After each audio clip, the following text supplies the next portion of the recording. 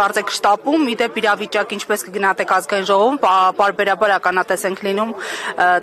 տարբեր դրսևորումների, իշխանական պատգամավորների կողմից ջղաձգումների, հենց նաև Փաշինյանն էլ հետ չի մնում, կառավարության հետ հարց ու պատասխանի օրը տեսանք հերթական դրվագ։ Դրսևորումներ չեն, լկտիություն, անպատկառություն, խուլիգանություն, այն բոլոր հատկանիշներով, որ եկել են իշխանությունը զավթել են, այդ ամեն ինչները իրենք շարունակում են։ Նորություն չի այն, ինչ որ այսօր է տեղի ունեցել ազգային ժողովում։ Ես ուզում եմ հիշեցնել, որ 2021 թվականի առաջին օրերից էս պարլամենտի գումարման, երբ Դավաճան Նիկոլը կարողացավ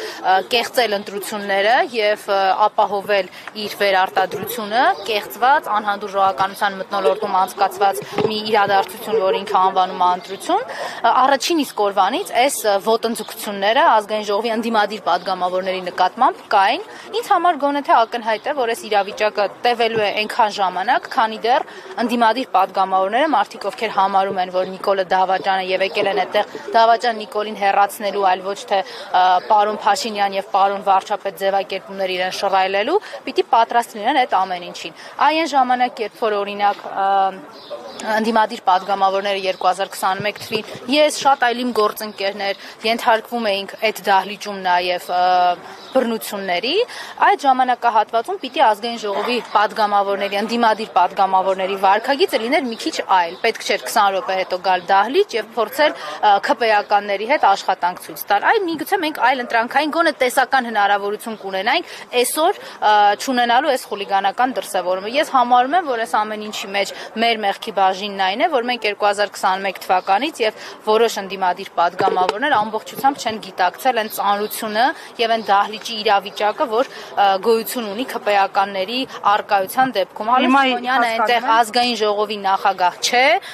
Հակոբ Արշակյանը այնտեղ փոխնախագահ չի, Նիկոլը այնտեղ վարչապետ չի, այնտեղ ՔՊ-ական պատգամավորներ չեն նստած, որոնց հետ ինչ-որ բանավիճելու եք կամ սուր քննարկումներ եք ունենա։ Պետք է պատրաստ լինել կամ իրենց տալ համարժեք հակահարված կամ մշտապես ականատես լինել այս բռնության տեսարանների։ Այդ պահին չգիտակցեցին, այսօր գիտակցում են եւ իրավիճակը հնարավոր է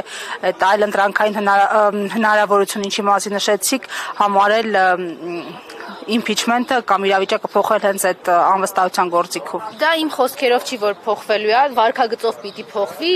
Ամենևին հիմա խոսքս impeachment-ի մասին չէ, խոսքը նրա մասին է, որ ընդդիմադիր պատգամավորները պիտի հասկանան, որ այդ թուրք դավաճանների հետ աշխատանք կամ աշխատանքի իմիտացիա ձևական իմաստով հնարավոր չէ։ Այնտեղ չկա ազգային ժողով, Հայաստանի Հանրապետությունը չունի օրինական ձևավորված օրենսդիր մարմին, որը հնարավորություն կտա մտքերի փոխանակման կամ բանավեճի արդյունքում գալ ճշմարտության կամ լավագույն լուծումների։ Այնտեղ խոսքը դավաճանների հետ պայքարելու մասին է եւ ակնհայտ է, որ այդ դավաճանները բռնություն գործադրելուց չեն խուսափում։ Ես կարծում եմ ընդդիմադիր պատգամավորների միակ գործողությունը այնտեղ պիտի լինի իրենց ասած այդ ՔՊ-ականների ասած սուտը իրենց դեմքին հետ շպրտելու ճշմարտությամբ եւ պատրաստ լինելու նաեւ պաշտպանել սեփական տեսակետը եւ ինքնապաշտպանվել վերջին հաշվով։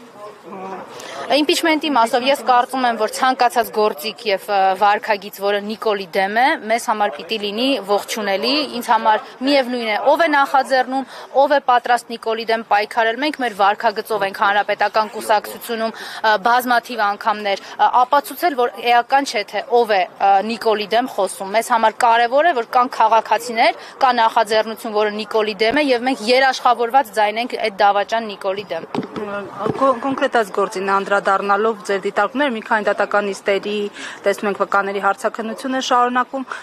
իրավիճակը երբ կփոխվի Աշոտյանի համար։ Պարոն Աշոտյանը քաղաքական բանտարկյալ է, շատ ուղիղ հրահանգով, Դավաճան Նիկոլի հրահանգով եւ գիտեք, ես կարող եմ հիմա մեջ բերել այն փաստը, որ Դավաճան Նիկոլը հերացրել է Հայաստանի իրավապահ համակարգ կոչվող կառույցների ղեկավարների մի ստվար զանգվածին մի SMS-ով։ Կարող է հիշատակել, թե ինչպես ենք մենք լսել, որ այդ աղդամցի Ալենը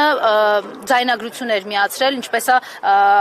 Դավաճան Նիկոլը հետաքրքրվում այս կամ այն քրեական գործից, կարող է, բայց ես մի ավելի թարմ օրինակ կբերեմ, որը Հայաստանի քաղաքացիները հնարավորություն ունեն նաև ստուգելու եւ դրանում հավաստիանալու նաև լրատվականների տված տեղեկություններից։ Ուրեմն 2 շաբաթ է արդեն ազգային ժողովում իբր քննարկվում են հաղորդումները տարբեր իրավապահ մարմինների, հակակոռուպցիոն կոմիտե, քննչական կոմիտե, դատախազություն, ինչ որ գալիս են ինչ բաներ են ուզում խոսել։ Ես ձեզ խնդրում եմ ուշադրություն դարձնել ոչ թե հորինած տեքստերի կամ անգիր արած տեքստերի վրա, որոնք փչում են ազգային ժողովի ամբիոնից, այլ այն վարքագծին, որ իրենք դրսևորում են ազգային ժողովի դահլիճում։ Չկա գեթ 1 ՔՊ падգամավոր, որ չի մոտենում քննչական կոմիտեի նախագահին, ինչ որ բան նա գրում, այսինքն ինչ որ խնդրանք են անում,